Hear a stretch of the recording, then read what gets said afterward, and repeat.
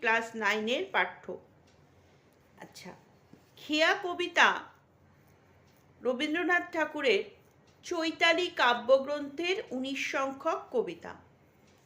কবিতাটির মাধ্যমে দার্শনিক কবি জীবনের এক শাশ্বত সত্যকে আমাদের সামনে তুলে ধরেছেন।